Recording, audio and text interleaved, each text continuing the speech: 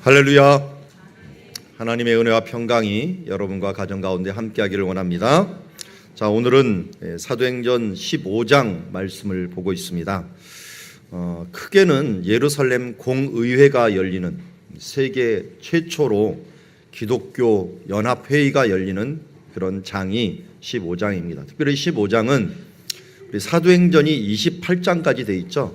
그런데 분량으로 보자면은 15장이 분량의 정확히 가운데 위치하는 장이고, 또 내용상으로도 이것을 통해서 이제 이방의 복음이 전파되는 그 기초가 확립되는 그런 시간이 바로 15장이라고 할 수가 있습니다. 오늘 그 기초의 가장 근간을 이루는 단어들을 베드로가 오늘 말씀을 하는데요. 그 말씀이 바로 은혜로, 믿음으로, 차별 없이라고 하는 단어를 오늘 우리가 주목하면서 하나님의 말씀을 보았으면 좋겠습니다. 자, 우리나라 예전부터 부러울 때 우리나라 민족을 무슨 민족이라고 부릅니까? 한민족이라고 부릅니다. 우리나라 한민족 맞습니까? 예. 한민족입니까? 다민족입니까? 이제 다문화 가정이 많이 이제 언론에 뜨고 있는데요. 우리나라 지금 출산율을 통계를 내보면 5% 넘게가 다문화 가정에서 나온다고 합니다. 이런 추세로 가면은 한민족보다 다문화가 더 많아질 가능성이 이런 흐름으로 자꾸만 가고 있습니다. 점점 다문화 가정의 자녀들은 늘고, 그냥 우리 단일 민족끼리 결혼한 가정들은 결혼을 할 건지 말 건지 이게 안 하려고 하는 숫자가 더 많다라고 하는 그런 통계가 나올 정도로 이게 민족의 혈통이 바뀔 수 있는 그런 기로에 서 있습니다. 이처럼 시대마다 뭔가 달라지는 것을 보게 되고요. 이번에도 또 홍역을 앓고 있는 문제 중에 하나가 우리 청소년들이 이 다문화 가정 아이를 왕따를 시키다가 심지어 그 죽음까지 이르게 됐고, 그 죽인 아이의 잠바를 입고서 구속되는 일을 보면서 사람들이 또 흥분을 했죠. 그것을 뺏어 갖고 그 아이가 죽었는데 그 옷을 입고서 구속되는 모습을 보면서 대체 우리나라가 이거 어떻게 될 것이냐라고 하는 이런 안타까움을 입은 적이 있습니다. 그만큼 우리가 사회가 바뀌다 보면은 뭔가 새로운 가치관을 가져야 되는데, 오늘 성경에서도 유대인들이 교회가, 이방인의 교회가 세워지면서 이 가치관의 혼란을 가져오게 되었습니다. 그 전까지 수천 년 동안 이어왔던 그들의 가치관이 이제는 신약 시대에 예수님을 받아들이면서 바꿔야 되는 그런 위기에 처하면서 이것을 어떻게, 어떤 면으로 바꿔야 될 것인가 하는 고민이 일어나게 됐는데, 현대 우리의 고민과 성경 2000년 전의 고민이 별 차이가 없었음을 봅니다. 오늘 우리 교회가 이 시대의 변화에 맞추어서 본질을 변화시키지 않으면서 어떻게 우리의 가지고 있는 고정관념들을 깨어나갈 것인가 하는 부분들을 한번 말씀을 통하여 보는 시간이 되었으면 좋겠습니다. 오늘 1절에 보면은 어떤 사람들이 유대로부터 내려와서 형제들을 가르치되 너희가 모세의 법대로 할례를 받지 아니하면 능히 구원을 받지 못하리라. 결국 무슨 문제가 대두가 되냐면 구원에 대한 문제가 대두가 되는데요. 이 구원에 있어서 어떻게 하면 구원을 받는가였습니다. 우리가 지금 당연히 우리 개신교에서는 믿음으로 구원 얻습니다 라고 이야기를 하지만 2000년 전을 한번 생각해 보십시오. 그들은 이 모세 율법대로 살아왔던 유대인들, 수천 년간 그 전통을 지켰던 그 사람들이 갑자기 믿음으로 구원을 얻는다는 것을 받아들이기 힘들었을 것입니다. 아니, 예수님이 구주라는 것을 받아들인 그 사람들조차도 그래도 율법은 지켜야 돼 라고 하는 이런 의논과 이런 흐름들이 분명히 있었을 것입니다. 이것들 때문에 어떤 일이 벌어집니까? 2절에 보니까 무슨 일이 벌어졌죠? 바울과 바나 한편하고요, 이제 예루살렘에서 내려온 어떤 사람들하고 어떤 일이 벌어졌습니까? 다툼이 일어났습니다. 그런데 다툼에서 끝나는 것이 아니라 그 다음 뭘로 갔어요? 변론으로 갔다는 것을 우리가 잊지 말아야 됩니다. 제가 이스라엘에서도 공부를 했고 그리스에서도 공부를 했습니다. 그런데 이스라엘에서 느꼈던 것 중에 하나는 사람들이 무슨 말을 하는데 싸우는 것 같이 말을 하더라고요. 저도 좀 말이 센 편인데요. 제 말 센 것에 한 서너 배는 된다고 생각하시면 됩니다. 무슨 말을 하는데 무슨 다투는 것처럼 막 얘기하고요. 막 침을 튀기고 막 그냥 모션을 하고서 막 얘기를 하는데 거기서 살다 보면 그래서 사람이 거칠어져요. 왜냐하면 하나를 뭘 하려고 해도 논쟁을 해갖고 뭔가 흥정을 해갖고 얻어내지 않으면 다 뺏겨버려요. 맨 처음에 갔더니 가구를 좀 중고로 하고 샀더니 흥정을 하더라고요. 자꾸만 이걸 부르니까 나는 흥정을 해서 뺐어요. 빼갖고 하는데 이 사람 이상하게 자기가 부른 값 그리고 이 사람은 내가 부른 값 이렇게 쓰더라고요. 써갖고 제가 실컷 깎아놨어요. 끝에 가서 항목을 딱 적었더니 마지막으로 이걸 내가 주인이 부른 값 또 당신이 부른 값 이걸 해가지고 중간에 또 평균을 내갖고 그 평균을 그러면 하자. 그동안 실컷 깎아놨더니 또 나중에 가서 평균을 하자는 거예요. 이게 이러니까 소리가 안 커질 수가 없더라고요. 하나하나를 해도 막 소리를 커요. 그런데 이상하게 주먹 다짐은 안 일어나요. 최고로 흥분했을 때 뭐 하는지 아세요? 배치기를 합니다. 걔네들은 배가 많이 나와 있어요. 그래서 배로 이렇게 하면서 서로 배치기를 하지 그거 갖고 주먹을 막 치는 일은 없더라고요. 그러면서 막 토론의 이 문화가 있는데요. 결국 이 문화들이 다투는 것 같지만 탈무드라고 하는 이런 문학을 만들어내게 됩니다. 이런 다툼 가운데 이런 일들을 이렇게 합의를 해왔다라고 하는 우리가 세계적으로 유명한 지혜의 책이라고 하는 것들이 성경의 문화를 가지고서 그들 나름대로 토론하면서 만들어간 문화라고 할 수가 있습니다. 그리스에 갔더니 이 사람들이 밤에 잠도 안 자고 얘기를 하네. 어디 가서 왜 이렇게 잔소리가 많은지 이야기를 계속 뭘 나눠요. 이게 봤더니 얘기하기를 너무 좋아해 이 사람들이. 그러니까 밤에는 잠자는 게 아니라 먹고 마시면서 하는 애들. 언제 잠자나 봤더니 낮잠을 자더라고요. 낮잠에는 절대 깨우면 안 돼요. 그리고 밤에는 피아노 쳐도 되고 놀아도 되고 했는데 이 낮잠 잘 시간 하는 서너 시간은 절대로 사람들이 건드리면 안 되는 문화를 만들어놨어요. 그게 무슨 문화를 만들었습니까? 헬라, 이 철학을 만들어냈습니다. 소크라테스, 플라톤, 아리스토텔레스 이런 사람들의 이 문화를 만들어내는 것을 보면은 다툼에서 끝나지 아니하고 이것을 토론의 문화로서 만들어낸 것. 이게 그들의 또 다른 문화의 한 진면목을 볼 수가 있었습니다. 여기도 마찬가지입니다. 신약에 있는 교회도 분명히 다툼이 있었지만 다툼에서 끝나지 아니하고 그것을 토론하면서 변론하면서 우리가 지금 가지고 있는 교리라고 하는 것이 만들어졌습니다. 우리가 잘 아는 삼위일체라고 하는 말이 있죠. 성부, 성자, 성령 하나님이 한 하나님이다. 이게 그냥 만들어졌겠습니까? 이런 변론과 토론을 통해 갖고 만들어지게 되었습니다. 그 외에도 우리가 아는 여러 이 신앙들, 이 부분들이 특별히 그 완성품이 최고의 첫 번째 완성품이 뭐였냐면 세계 공의의 완성품이 사도신경입니다. 오늘 우리가 사도신경을 했던 나는 전능하신 하나님 아버지를 믿습니다. 이게 어디서 나왔느냐? 수많은 토론과 변론을 통해 갖고 우리가 그러면 대체 무엇을 믿느냐라고 하는 걸 한번 정의를 해보자 해갖고 믿는 것을 토론하다가 이런 교리라고 하는 것을 나왔고 우리도 소그룹 성교육급의 칼빈의 교리를 배우고 또 우리 제자반 같은 데서 교리를 배우지만 이 교리가 그냥 나온 게 아니라 이런 다툼 가운데서 토론으로 변론으로 가면서 우리에게 주어진 좋은 유산입니다. 우리도 마찬가지입니다. 우리 가운데 다툼과 문제가 어떤 이견이 있는 것은 당연한 것입니다. 그러나 여기서 그것을 미워하고 싸우고 다르다는 것으로 이 사람들을 그냥 치부하는 것이 아니라 서로 토론하면서 변론하면서 우리들의 문화를 만들어가고 하나님 앞에서 옳은 것이 무엇인가를 만들어갈 수 있는 그런 지혜가 있는 것이 정말 다툼을 승화시키는 것이라고 할 수 있습니다. 다툼을 승화시키지 않으면 미움이 됩니다. 한이 됩니다. 그러기에 우리는 이 다툼과 이견을 하나님께서 변론해 나가야 됩니다. 오늘도 하나님도 마찬가지입니다. 하나님 왜 나한테 이런 일을 주십니까? 왜 나에게만 이렇습니까? 라고 말할 때 성경에서는 이사야서 1장 18절에 이렇게 얘기합니다. 오라 우리가 서로 변론하자. 너희 죄가 주홍 같을지라도 눈과 같이 이어질 것이요 진홍같이 붉을지라도 양털같이 이게 되리라. 왜 하나님 우리가 이런 재앙을 당합니까? 왜 나에게만 이런 일이 벌어집니까? 봤더니 죄에 대한 문제예요. 하나님과 변론하자.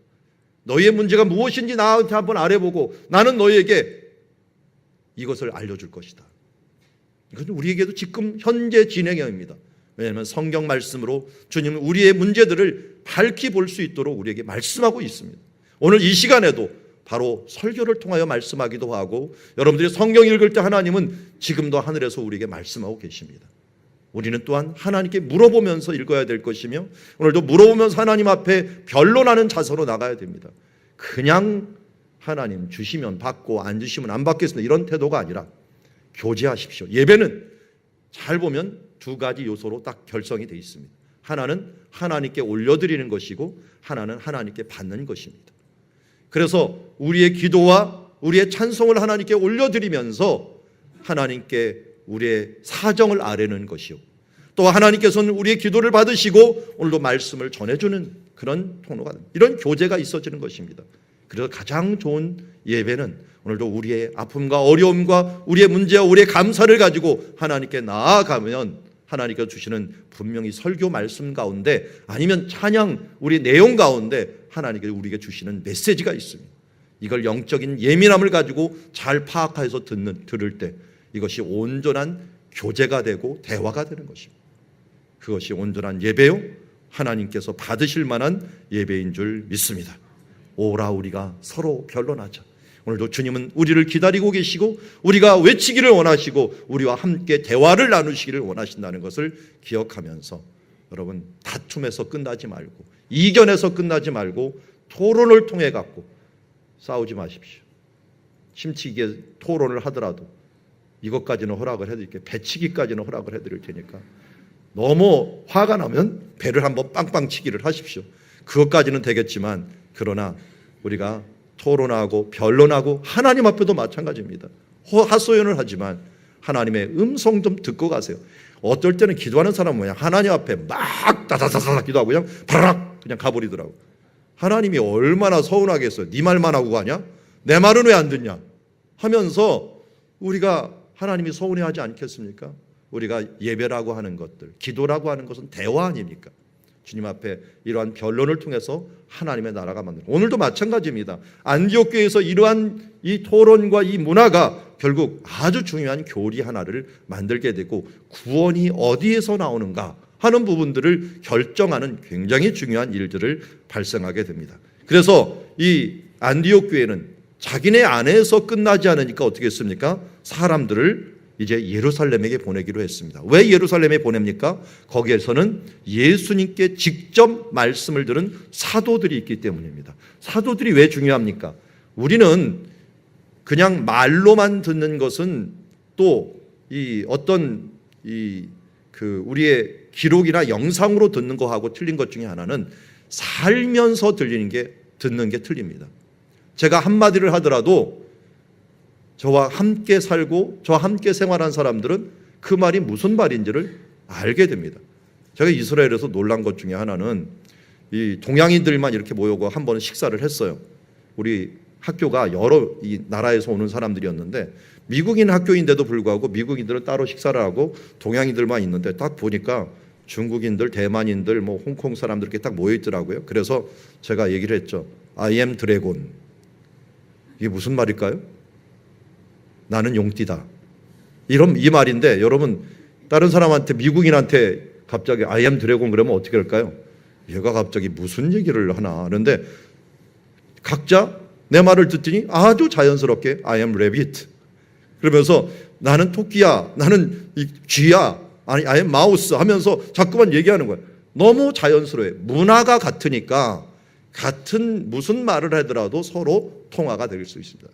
그래서 우리가 서로 변론할 때 같은 문화에 같이 활동을 하면서 이렇게 행동하고서 서로 이 행하는 것이 중요한데요. 사도들이 왜 중요하냐면 사도들은 예수님과 같이 살았어요. 그럼 말로 들은 것보다요 행동으로 듣고 분위기로 듣는 것이 훨씬 더 메시지가 많습니다. 그래서 예수님의 의도가 무엇인가는 사도들에 의해서 결정이 됩니다. 그래서 성경은 어디까지가 성경이냐? 사도들이 마지막까지 살아서 인정한 데까지가 성경이 됩니다. 아무리 좋은 글이라도 성경이 될 수 없는 이유는 사도들이 예수님의 의도를 아는 사람이기 때문에 그들이 이것은 예수님의 의도가 맞아. 바울이 쓴 모든 기록들, 그 기록들을 보면서 이건 바울이 쓴 글은 예수님의 말씀과 일치해. 그래서 우리에게 성경으로 들어온 거예요. 요한이 주후 100년의 죽음으로 말미암아 요한 이후에 쓴 글은 우리는 어떤 성경이라고도 하지 않고 요한이 인정하지 않은 글은 성경이라고 볼 수가 없었어요. 요한까지 모든 성경을 인정하면서 성경이 인정이 된 겁니다. 그만큼 사도들의 역할이 중요했기 때문에 그들의 논쟁을 사도들로 올리게 되었습니다. 예루살렘에 있는 사도들에게 장로들에게 보내기로 했고 이제 그들이 갑니다. 가갖고 어느 시기에 언제 갔는가 잘 봤더니 이 49년경에 서기 49년경에 예루살렘 공의회가 열리게 됩니다. 이걸 어떻게 하냐면 잘 보세요. 여기 보면 35년을 좀 보세요. 35년에 이 사울이 변화가 돼갖고 아라비아에 3년이 있다가 이 예루살렘에 첫 번째 방문을 합니다. 방문을 해요. 그리고 몇 년 뒤에 이 예루살렘을 또 방문하는 것입니까? 구제를 하고 또 49년이면 몇 년이 되죠? 35년, 49년? 몇 년 후에? 14년 후에 방문을 하게 되는 것입니다.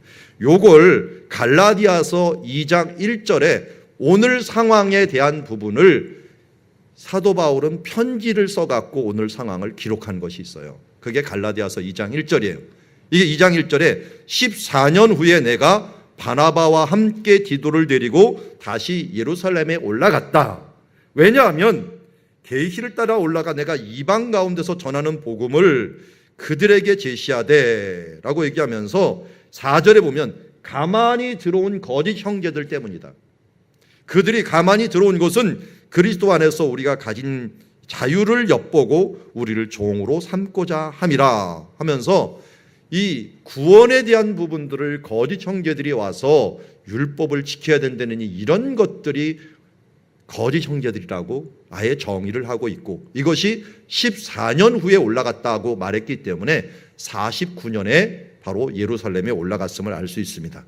올라갔을 때 누구와 함께 올라갔느냐? 오늘 성경에서는 바나바만 얘기하고 있고요. 또 다른 사람들이라고 얘기하고 있는데 그 사람 중에 한 명의 이름이 언급되어 있습니다. 누굽니까? 디도입니다. 디도라는 사람을 데리고 갔는데 이 사람은 누구라고 했습니까? 헬라인입니다. 3절에 보니까 헬라인 디도까지도 억지로 할례를 받지 않겠다라는 것을 보면 할례 문제가 있었다는 걸 우리가 알 수가 있습니다. 오늘 그들은 이제 안디옥 교회에 파송을 받고 올라가는 중에 있습니다. 올라갈 때 어디를 거쳤느니가 봤더니 수리아라고 하는 큰 주가 있는데요. 주가 이렇게 돼 있었어요. 이 주 안에 안디옥도 있었고 베니게도 있었고 사마리아에도 있었고 유대도 있었습니다. 큰 것 안에 있는 거예요. 큰 주 안에. 그래서 이번에는 육로를 거쳐갖고 올라가는데 성경에 보니까 베니게와 사마리아를 다니며 이방인들이 죽게 돌아온 일들을 말하며 형제들을 다 크게 기뻐했다라고 얘기합니다. 그러니까 이방인들이 돌아온 일들을 가면서 선교 보고를 하고 간 거예요. 그랬더니 어떻게 합니까? 사람들이 깜짝 놀라는 거예요. 왜냐하면 그전까지는 유대인들만 모인 공동체에서 예수를 믿었는데 드디어 이방인 교회로서 안디옥 교회가 세워지더니 이제는 갈라디아 지역 쪽에 순수 이방인 교회들이 세워지는 모습들을 바라보면서 사람들이 다 크게 기뻐했다라고 합니다. 그냥 기뻐하지 아니라 어떻게 기뻐했다고요? 크게 기뻐했다. 몇 사람만 기뻐하는 것이라 어떻게 기뻐했다고요? 다 크게 기뻐했더라라고 얘기하고 있습니다. 여러분 선교 보고를 받을 때 기쁨이 있습니까? 여러분 오늘도 기도했지만 우리 김성 목사님이 우리 교회에서 제자 훈련을 받고 집사님이 되었다가 집사님 쪽에서 다시 이제 전도사님이 되고 전도사님이 돼서 강도사님이 되고 목사님이 되고 우리 교회 사역을 하다가 드디어 우리 교회 지교회를 개척을 했습니다. 기쁘십니까? 슬프십니까? 네, 당연히 기쁘시겠죠. 제가 기쁠까요? 안 기쁠까요? 네, 참 기쁘고 어제도 눈물이 찔끔 날래다 말았습니다. 네, 가슴이 뜨거워졌습니다. 뜨거워지면서 여러분들 함께 기도했지만 제 사모도 눈물이 나갖고 화장이 지어질 정도가 되었고, 사진을 보니까 또 강희선 전도사님 얼마나 울었는지, 울고 그냥 코피까지 날 정도로 그냥 피곤해갖고 힘든 가운데서 눈물을 흘리는 모습들을 보면서 참 감격스러운 우리 지교회 개청 예배가 되었습니다. 여러분, 우리가 하나님의 사람들이 서가고 또 헌신하고 나가는 것들, 이것은 우리의 기쁨입니다. 기쁨. 그래서 이 기쁨은 너무나도 당연한 거예요. 그런데 오늘 예루살렘 교회에 갔더니 무슨 일이 벌어졌냐면, 분명히 사도들과 장로들은 영접을 하면서 기뻐를 했어요.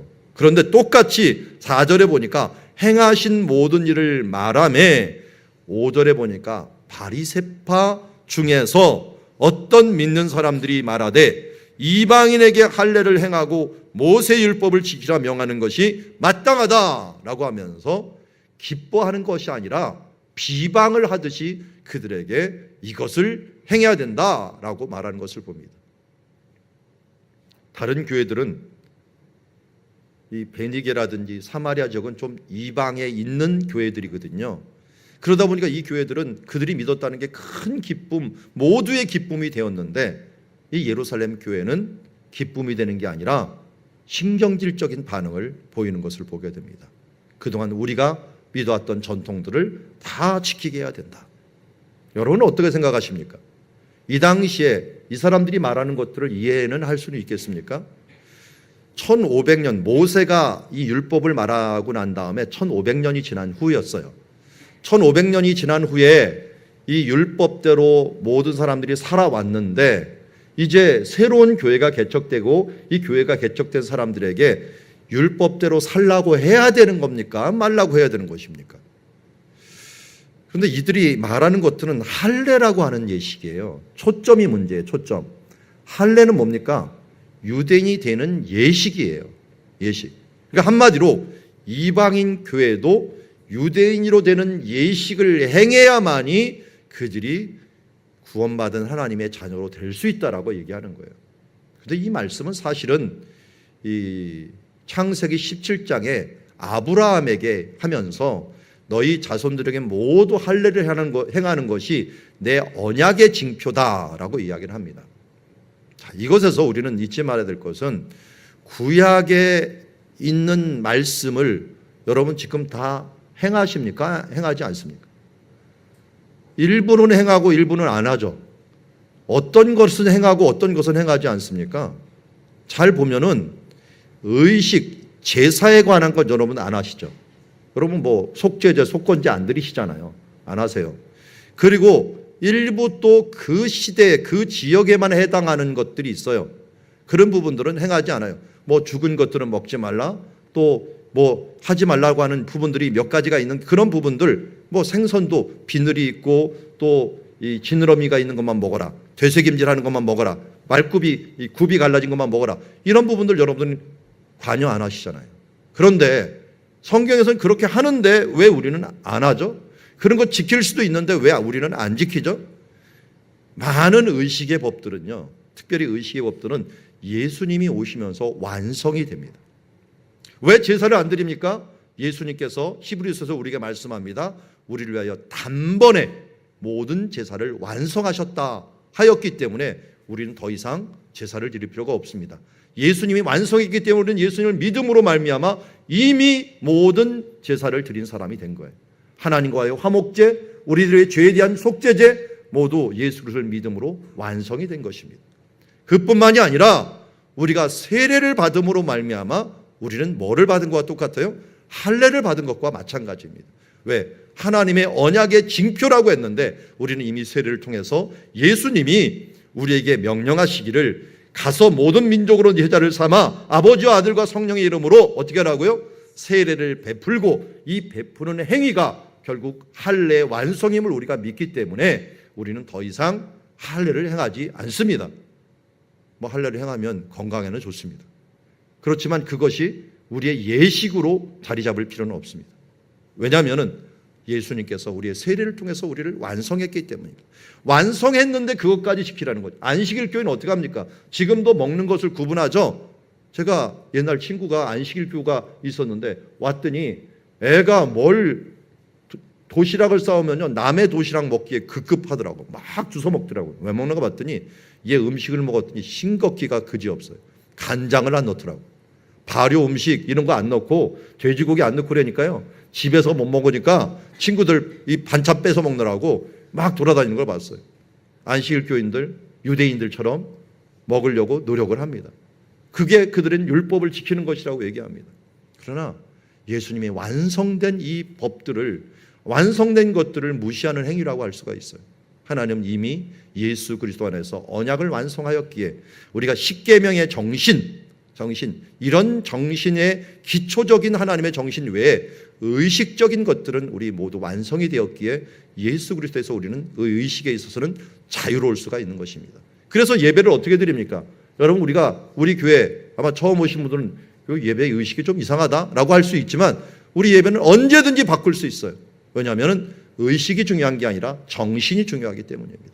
하나님 앞에 어떤 마음으로 드리느냐 하는 것이 소중하기 때문입니다. 여기 3절에 오면 다른 교회들은 크게 기뻐했는데 이 유대인들은 이러한 의식을, 아직도 예수 그리스도 완성된 이 의식을 아직도 깨닫지 못하고 예전의 습관과 고정관념대로 이분들을 행하느라고 결국 교회가 이것을 어떻게 결정해야 되는가 하는 기로에 서게 된 것을 봅니다. 만약 이때 율법을 지켜야 된다는 기록으로 우리에게 남았다면 이방인 교회는 더 이상 확장되지도 못했을 것이고 예수 그리스도의 이 자유함을 누리지도 못했을 것입니다. 그러나 이 일들에 있어서는 이 예루살렘 교회도 어떻게 했을까요?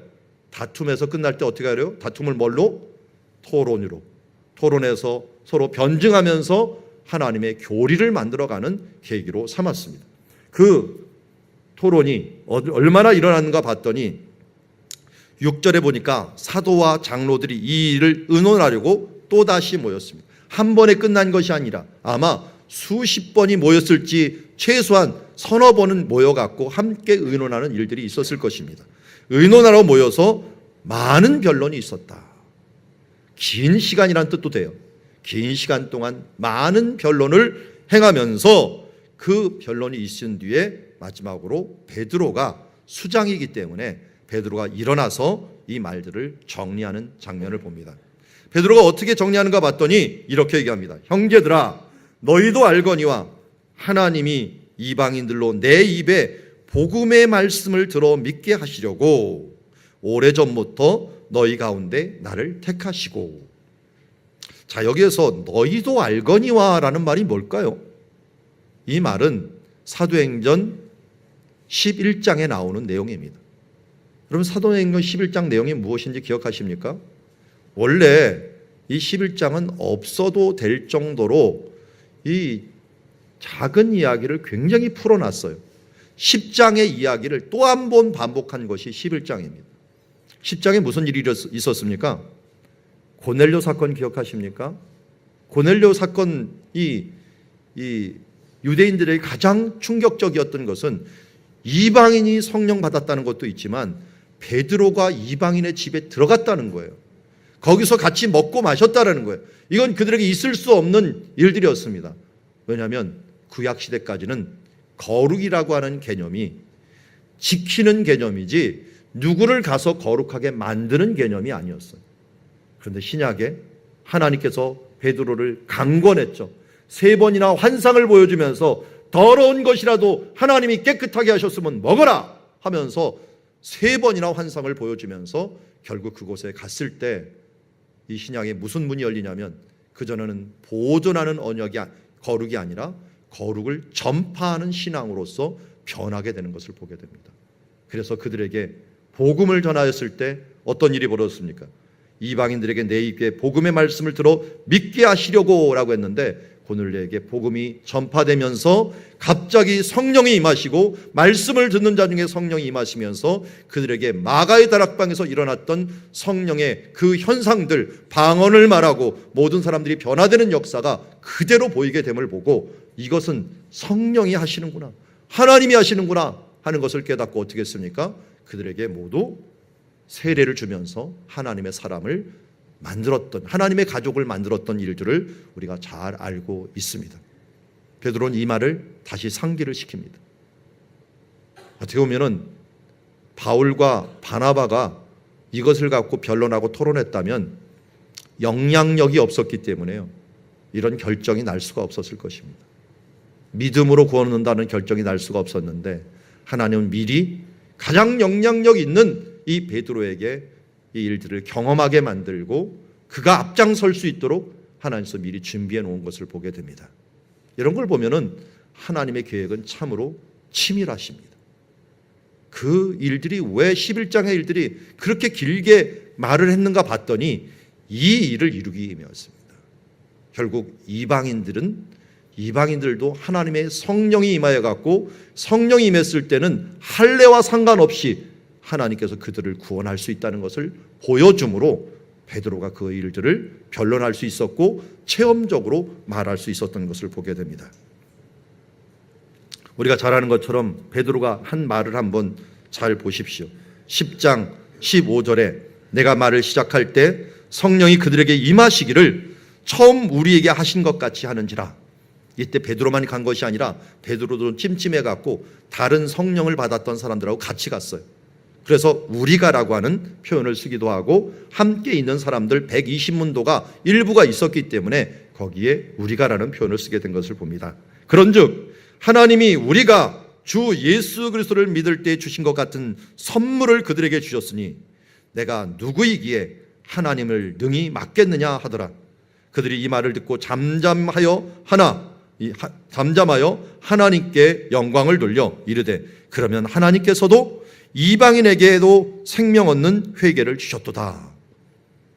이것을 이미 인정했는데도 불구하고 또다시 이방인 교회가 정식으로 이제는 교회가 생기다 보니까 문제가 생겼을 때 베드로는 예전에 그 체험을 말하면서 하나님께서 이미 말하였고 우리 공동체에서 인정한 일들을 이제는 인정해 주자라고 하는 그런 결정을 내리면서 그가 이제 아주 신앙의, 믿음의 가장 기초적이고 중요한 은혜로, 믿음으로 차별 없이 구원하셨다라고 하는 부분들을 우리에게 말씀하고 있습니다.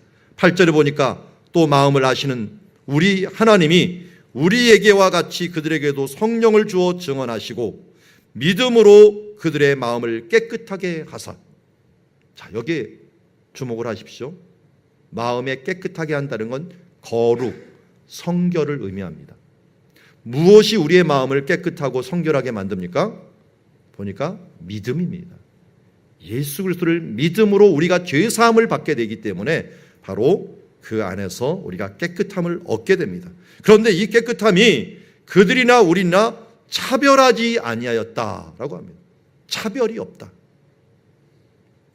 오늘 유재천 선교사님이 이제 마지막 예배를 드리고 이번 주 중에 이제 필리핀으로 귀국을 하십니다.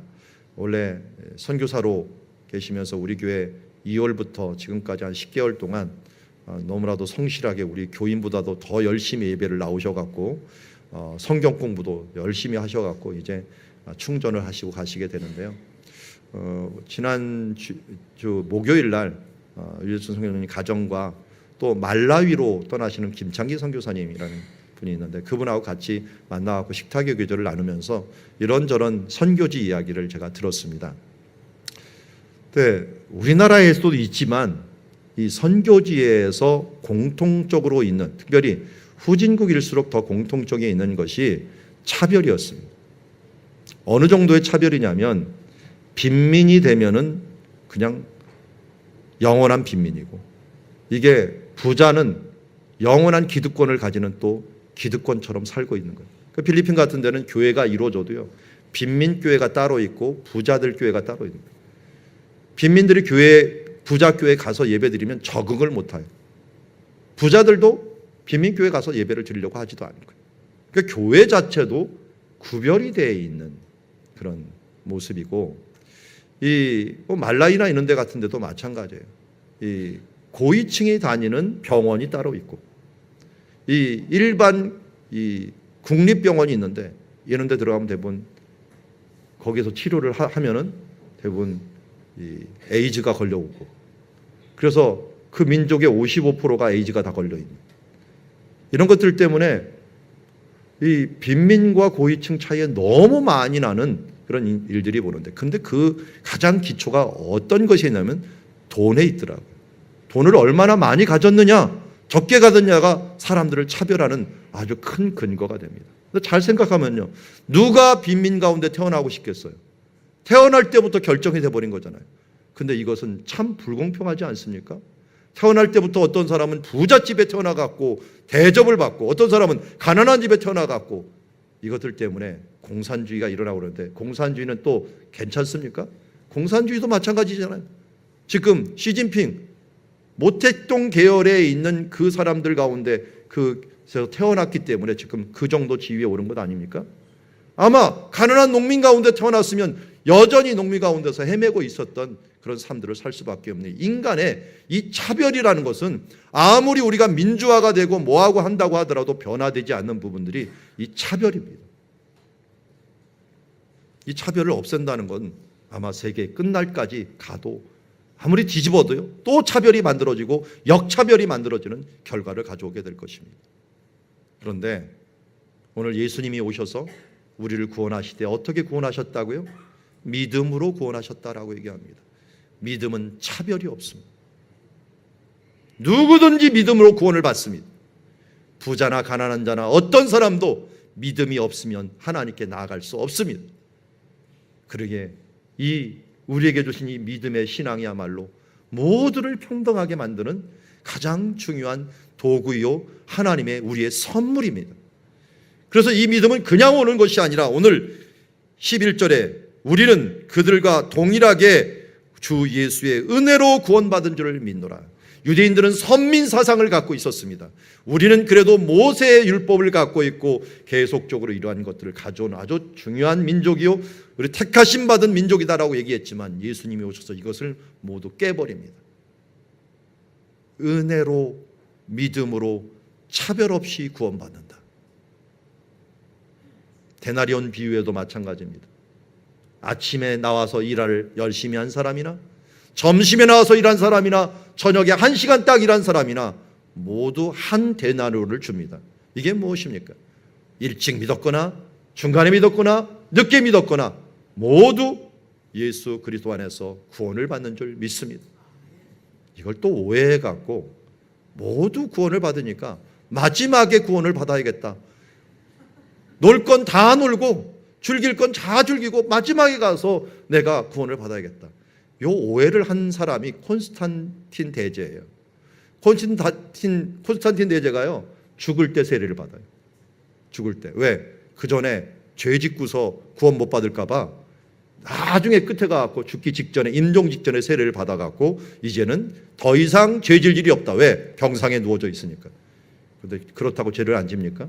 죄는 마음의 죄죠. 마음이 하나님께 중요하게 여기는 건데 결국 이러한 차별 없는 신앙들이 쉽지 않다는 것입니다.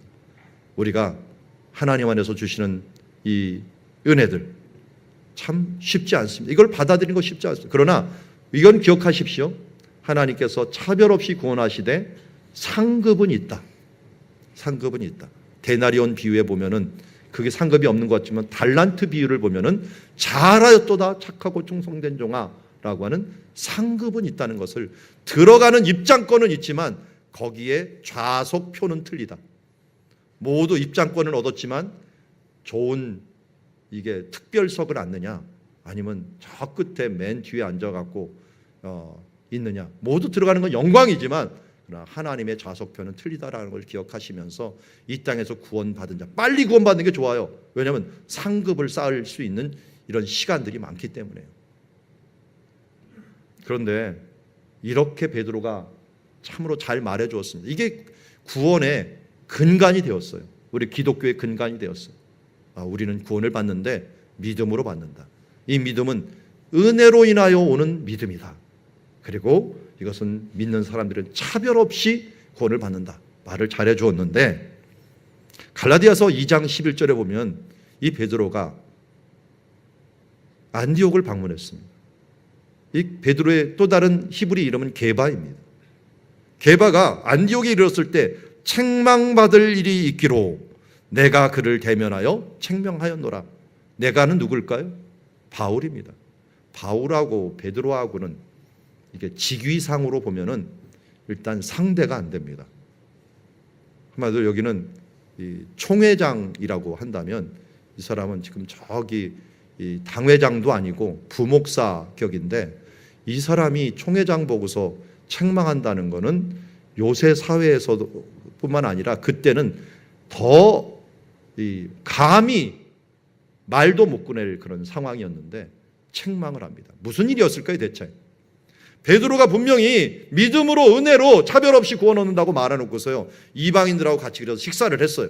우리는 모두 믿음으로 구원 얻은 동일한 한 가족입니다 라고 해서 식사를 하는데 갑자기 바리새파 사람들이 예루살렘에서 내려온 거예요. 내려오니까 갑자기 지금 내려와서 들어오려고 합니다 그랬더니 베드로가 싹 피해버린 거예요. 그걸 보면서 바나바도 피해버려요. 다른 사람들 많이 피해버려요. 그 자리에서 갑자기 일어나가고 어디를 가버리는 거예요. 이게 인간이에요. 아는 것과 행하는 것이 틀립니다.